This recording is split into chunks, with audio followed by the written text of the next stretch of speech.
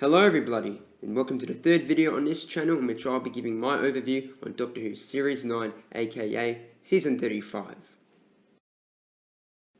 Right, let's kick off this overview with The Magicians Apprentice and The Witch's Familiar. Now, I thought that this story was a highly entertaining two-parter to kick off this series. But a part of me that just relishes in having stories with grand premises, especially ones that feature Daleks of nearly all kinds, Davros, Child Davros, Una and Missy, The Magician's Apprentice and The Witch's Familiar was immensely satisfying. The highlight of this story for me was definitely the interaction between the Doctor and Davros in The Witch's Familiar. Those scenes were written beautifully by Stephen Moffat. His dialogue engaged me so strongly into the Doctor and Davros' relationship that I realised how much I forgot I loved seeing those two characters on screen together. I guess I have to also commend Capaldi and Bleach's performances for keeping me so engaged with that dialogue, and I commend Bleach particularly for the single fact that he could make me feel sorry for him whilst being under a rubber mask.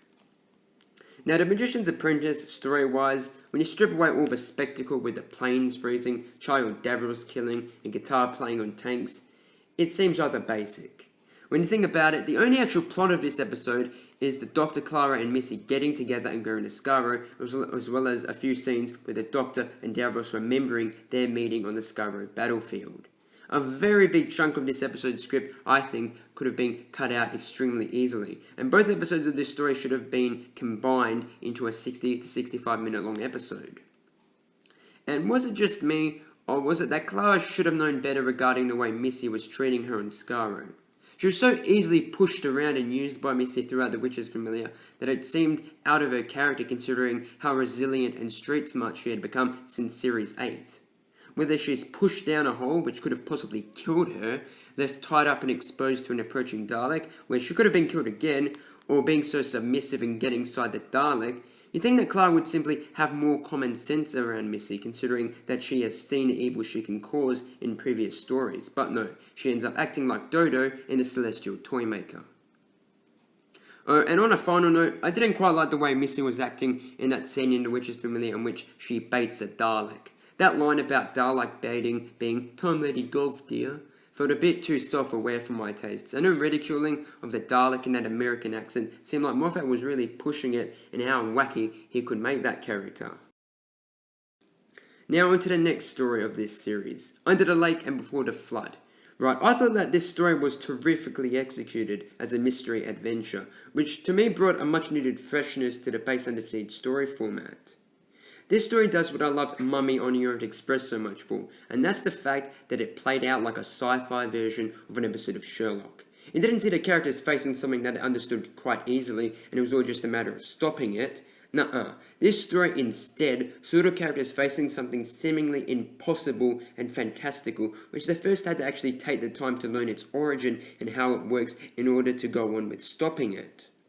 And the revelation surrounding the ghost and empty spaceship was brilliantly handled because of how it seemed so nonsensical at first, but was all along grounded in logic and sci-fi concepts that we could easily grasp.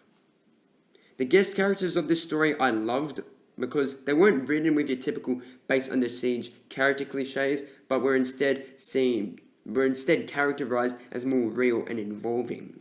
These characters were also excellently portrayed by their respective actors. The set design and direction of this story, I have to say, looks fucking beautiful. I cannot get over how good this story looks. I love those gorgeous white, sleek, futuristic rooms in the drum, that wonderful color contrast of black yet equally sleek spaceship in the drum, those empty hallways that always seem so tense and buzzing with activity because of the constant swirling pattern coming onto the floor from the water above, and that creepy derelict Scottish village. I could go on for hours, man, seriously. Under the Lake and Before the Flood looks beautiful. Now, I guess the story wouldn't look as sleek as it did on screen without its awesome direction, courtesy of the fantastic Daniel O'Hara.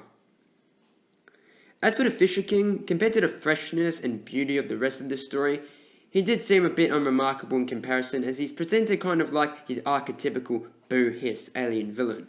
He isn't terribly generic, and I do appreciate the effort gone into his bone-dry looking design, as well as the fact that his poetic vocabulary contrasts with his aggressive, thoughtless fuck shit up demeanor. And also, I felt that Before the Flood could have had 5 to 10 more minutes running time to allow for less of what I thought was a rushed period between the Doctor meeting the Fisher King and the Doctor stopping him. I also think that the Fisher King needed more time to flesh out his exact persona so he could lose some of that genericness of his intimidation. And finally, this story, oh my god, I thought it was so freaking original with its usage of the bootstrap paradox, didn't it? I mean, come on, that intro for Before the Flood in hindsight was stupid, and how it spoon-fed the plot to the audience, as if we couldn't possibly understand the story without it, seriously. I just don't understand why now, after all the years and occasions that the bootstrap paradox has been used in Doctor Who, does it have to be explained so explicitly now? Now into discussing the third story of Series 9, which is The Girl Who Died and the Woman Who Lived. Now, The Girl Who Died, although I found it to be a highly enjoyable episode that had a few standout dialogue scenes, I also found that it was very by the numbers as an episode. I thought it was written in a pretty generic style that we've seen loads of times in New Who, which is a silly sci-fi romp set in a historical period on Earth, which would have fit much better as some filler 11th Doctor story or something. And holy cannoli, has this episode got one of the most glaringly obvious plot formulas I've seen in Doctor Who. Seriously, whilst watching this, a recurring image kept on flashing in my mind of Jamie Matheson and Stephen Moffat writing this episode in front of a diagram on a whiteboard titled Writing Bog Standard Doctor Who for Dummies. This is the exact formula for The Girl Who Died. Right, so you start off with the Doctor and Clara, in the middle of some other exciting adventure just to get the kiddies all pricked up and ready for the rest of the episode. The Doctor and Clara then arrive in some place where they get captured by insert group here. Not long after, the villain suddenly pops up out of nowhere, and may I emphasise, with absolutely no build-up of any kind, he's literally just there, like, cue villain. Followed by this, you've got a bit of personal drama, which, in this case, is the Doctor disputing whether or not to help the village fight. And then you got a balance of this personal drama with a bunch of fun comedic sequences, followed by a final confrontation scene between the characters and the villain before Doctor and Clara piss off again in the TARDIS. An episode this complacent should never ever be made in such a brilliantly creative show as Doctor Who. As for the villain Odin, I found he was presented with a generic boo hiss menace about him and was developed in the script like a token villain. The writing to me felt like we were somehow meant to focus more on Ashilda, but apart from the fact that she's performed by an acclaimed actress, there was really no reason to explain why we were to care for Ashilda or focus on her, apart from just her dialogue telling us that she's special, with no proof on the screen. And that scene where she gets saved by the Maya technology, holy shit. How half-assed and convenient in writing can you get? This week's monster just happened to have technology that can be modified to raise bloody human beings from the dead. Seriously. Now, The Woman Who Lived, on the other hand, was a vast improvement from The Girl Who Died. I absolutely loved those scenes between the Doctor and Ashilda, and Capaldi has just as much brilliant chemistry from Maisie Williams as he did with Julian Bleach in The Witch is Familiar. The Doctor and Ashilda's relationship is one that's very unique to describe or categorise given its surrounding circumstances, but I can at least say that it was very satisfyingly executed on screen. The discussions surrounding Ashilda's immortality was such a deep and interesting exploration into her situation, and it had me captivated the whole time. The comedy of this episode was exceptionally managed too, as it was used to a cautiously subtle degree in situations of great seriousness, like when the Doctor and Ashilda break into that house. I also thought that Rufus Hound did a terrific job playing Sam Swift. But as great as The Woman Who Lived overall was, I did think that the episode could have done without the Leandro subplot, as it got in the way of what I thought was much better, which was the Doctor and Ashilda discussing immortality. Now into the Zygon Invasion and the Zygon Inversion, which I thought was all around a fairly solid and enjoyable enough story in its own merit, and I did think that the Doctor's anti-war speech was fantastically written and performed, and was definitely the highlight of this story. But compared to the other unit stories that I've seen, this one does seem fairly weak, and it won't have much of a lasting impression in my mind.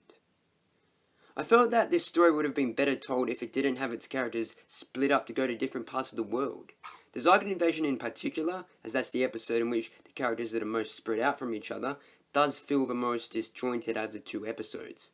I found that it was because the episode jumps around to so many locations where there are different dramas unfolding. I guess I struggle to find myself totally immersed into everything. I can't exactly narrow my problem down, but I think it has to do with Peter Hines writing the Zygon Invasion without really thinking to take the time to flesh out each setting's drama like you would for a single setting episode, ultimately confusing quality for quantity. The Zygons for this story, I noticed that they've seen a lost the part of their fear factor for me, and they're gradually becoming generic blob monsters. In this story and in The Day of the Doctor, you see the Zygons doing those stupid snarls and grins, and it kind of got on my nerves. Well, kind of. I called it stupid, so no shit, it got on my nerves. As for Osgood, I just struggled to take her seriously as a character. She was established in Doctor Who as essentially the human embodiment or fan service, who I did think worked as a one-off in The Day of the Doctor, but after that story, when all the celebration stuff was over, I could not perceive her as a person. So for this story, when one Osgood is killed and the other is kidnapped, I just didn't care that much for her predicament and was rather glad that something happened to her because I thought her time on Doctor Who was well over. And why, oh why, can't the characters simply be in a situation where they're totally helpless? By saying this, I'm referring to Clara being unconscious in the Zygon pod and being able to get Bonnie to send messages on their phone. I just thought that was irritatingly convenient. I don't like how writers introduce things so off the cuff in their stories about certain things, like the fact that a human in a Zygon pod can gain physical control over their Zygon duplicates, right when a character is in a peril related to that certain thing so they can get out of that peril. Why can't a character just for once be, well, fucked? Now, as for Sleep No More, I honestly don't get why it's hated by so many people. Yeah, sure, there are problems with it, but worst story ever? Or at least one of the worst stories ever? Pfft, you're right. Well, in my opinion at least. The direction and set design of this story is roughly at the same caliber as Under the Lake and Before the Flood. Everything in this story looks gorgeous. I love that constant atmosphere of tension and mystery that's given off by the weakly lit, sleek, dark grey hallways, and the usage of a reddish pink and blue colour scheme throughout the story that contrasts so well with the frequent showing of black and white security camera footage. As a visual feast, Sleep No More has all the trimmings. The found footage direction of this story is something that I definitely commend. Not only was it ambitious to go ahead with it in the first place, but it was pulled off faultlessly by Justin Molotnikov and the production team. The twist ending of Sleep No More, I thought, was pretty impressive for how surprising it was. You pretty much never get such an out-of-nowhere twist like that in Doctor Who. It was like something from The Prestige or Fight Club.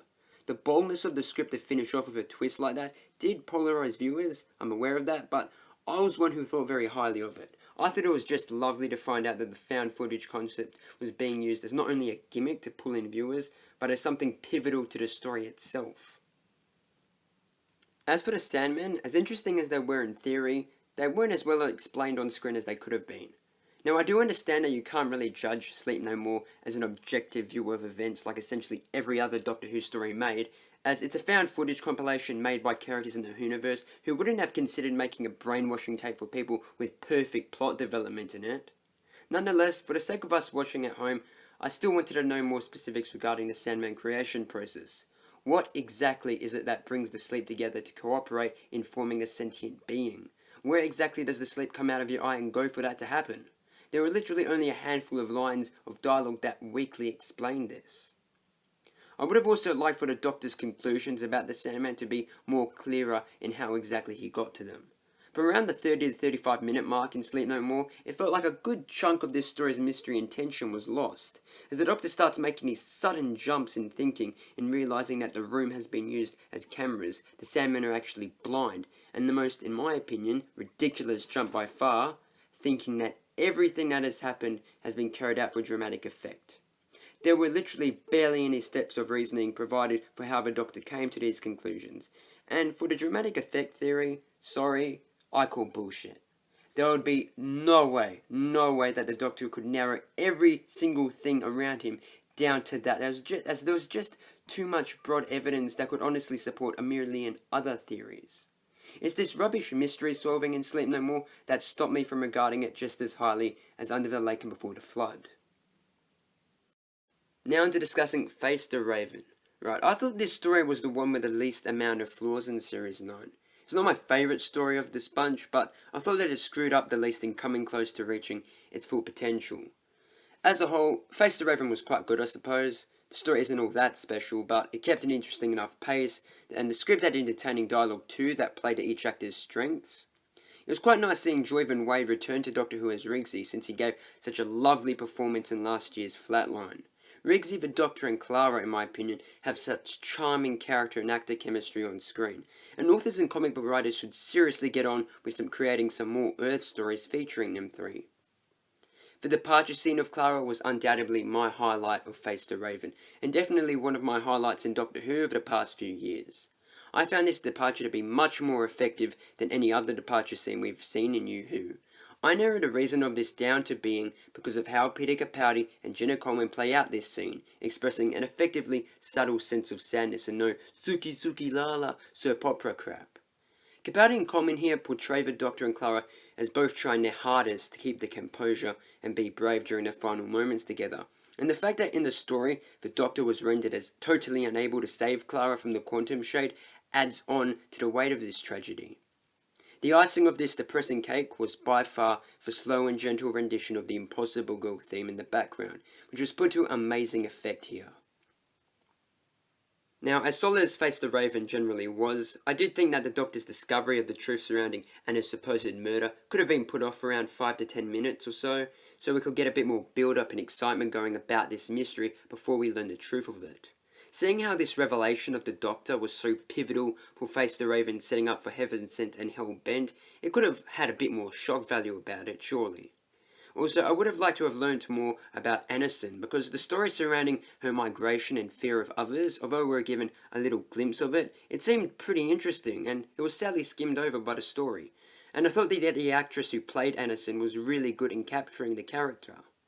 Given that Anison was seen several times during Face the Raven before we even heard her speak, I was given the impression that she would take up more of this story's duration, but she talked on screen for barely 2 minutes. Right, on to discussing Heaven Sent and Hellbent, the finale of Series 9. Oh yeah. Actually, maybe not so oh yeah, because you'll see what I mean later. Now, I thought that Heaven Sent was a simply fantastic episode. It was amazingly executed and fulfilled all my expectations, which I don't recall even being so high for a Doctor Who episode in recent times. I don't think even the 50th got me this hyped up. My attention was fixed on the screen for the whole 55 minutes, courtesy of Stephen Moffat's masterfully written script. It was so easy for Heaven Sent to be fucked up here, but amazingly enough, Moffat manages to make an episode that's expertly paced, full of entertaining and atmospheric dialogue for the Doctor that helps immerse you effortlessly into the world of the confession doll. Peter Capaldi was magnificent in Heaven Sent, perfectly illustrating the Doctor here as he is most vulnerable and weak, yet also he is most strong-willed, resourceful, and basically most effective in reminding us of why we love the Doctor so much. I also love the music score for Heaven Sent, as this time around it was uniquely more classical in its tone, which made the mystery of the Doctor's situation have a more mature gravity about it, and it also nicely suited the episode's castle setting. For the twist of Heaven Sent, during the scene where we first see the Doctor climb up to the teleport after being attacked by the Veil, we hear him talk about how there were never any other prisoners in his own torture chamber. That so-called revelation was written and presented as if Moffat actually thought for a second he tricked the audience into believing that other people were in that castle. But seriously, who really thought that for a second? There's a big fat clue given from the Veil itself, which is a monster from the dreams of the Doctor.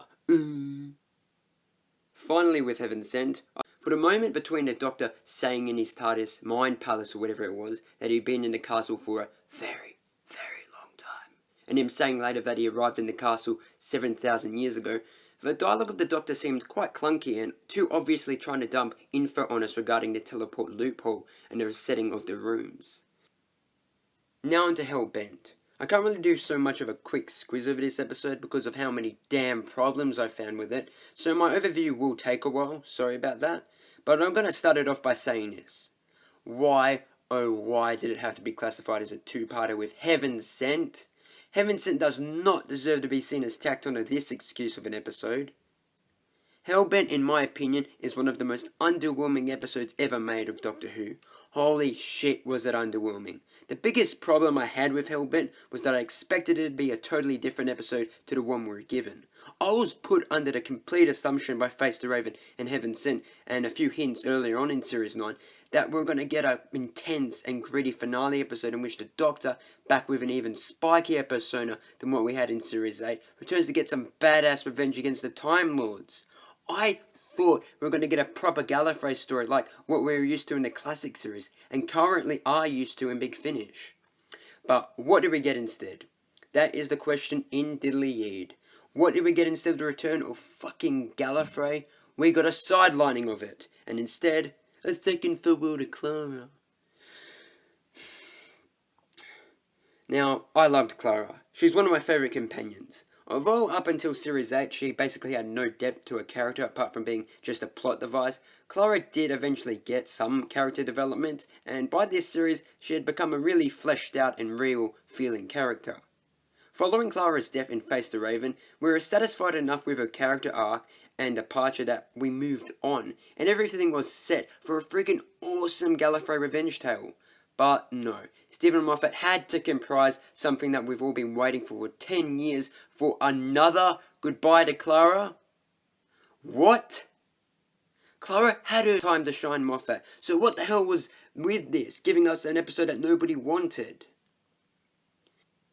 As strongly as what the synopsis of Hellbent and its characters suggest about the Doctor breaking all of his rules this episode, I did not think that the actions of the Doctor gave off that much a sense of being extremely desperate and reckless.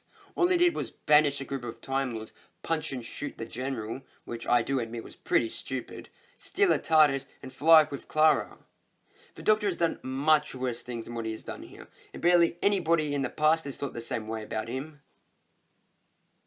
The use and easy sweeping aside of Rassilon in this episode, my god, is by far one of the most pointless things I've seen in Doctor Who. Why even include such a significant and powerful character if he's not even going to be in it for 10 minutes? Why didn't they use a generic Time Lord politician instead, huh? What would have the difference been? In regards to the scene in which the General and the Gallifreyan soldiers overpower Rassilon when they side with the Doctor, I swear I've seen loads of scenes in other pieces of entertainment where a similar situation occurs, making the writing here seem really effortless and cliched. And considering how easily the Time Lords became the Doctor's bitch in this episode, it really makes you question whether or not they're the same people as the ones who willingly subjected the Doctor to 4.5 billion years of torture, and were indirectly responsible for the events leading to Clara's death. Annoyances aside for now on how Hellbent had a totally different plot from the one I was expecting, the plot for this episode, the one we were given instead, was quite lot in substance anyway. All it was to me was just different ways of reiterating the official synopsis of Hellbent for a whole hour. If you broke both his hearts, how far would the Doctor go? What's the Doctor's confession? Talking dramatically about these things is literally all this episode's characters do. The actual plot for Hellbent is pretty weak, as if Moffat thought that people discussing this series' story arc was more important than having a solid plot foundation first. This is the so-called plot of Hellbent, right? Which I reiterate is scripted to unfold over a whole hour. The Doctor first banishes a group of Time Lords from Gallifrey. The Doctor then takes Clara out of time before she is killed and runs away with her in a TARDIS to the end of the universe, and after contemplating for a bit, the Doctor realises that he's breaking all his rules and being reckless. The dialogue of Hellbent is pretty fun and well delivered, I do admit, but it's just pointless if it's barely any plot to support it. Now, I want to bring you all back to that small universe line that the Doctor says to Ashilda in Face the Raven. What the Doctor was implying in that line had absolutely no payoff here in Hellbent. He repeats that line to Ashilda with an inappropriately warm tone when they're at the end of the universe, and it seems like the relationship had restored to how it was in The Woman Who Lived. Where on Earth, well, I shouldn't say on Earth, because it's Doctor Who, but where did the Doctor's rage go? Where in the universe? I wanted the Doctor to go all Space Walter White on Ashilda's ass. In this scene, the conclusion to the hybrid story arc was also given, and it didn't settle very well with me. Ashilda's theory about it being the Doctor and Clara combined was brought up so out of the blue in that scene, with no lead-in and a pretty weak rationale behind it, that it ultimately felt forced and very anticlimactic. In my opinion, it would have been a fantastic idea for the hybrid to have been just the Doctor, as had I been given the plot I wanted for Hellbent, he could have been written as a Time Lord infused with the qualities of a Dalek, such as hatred and vengefulness, which in a way does count as a combination of sorts, technically speaking. Right, so that was my overview of Doctor Who Series 9. Here are my story rankings. As for the upcoming Christmas special, judging from what I've seen in the trailer, I'm really not looking forward to it. It just looks like a childish romp, or another childish romp written with the mindset of, oh, it's Christmas, who gives a shit, Jacob? But who knows, it could surprise me. Maybe I'm just bitter over talking about Hellbent. See you later, guys.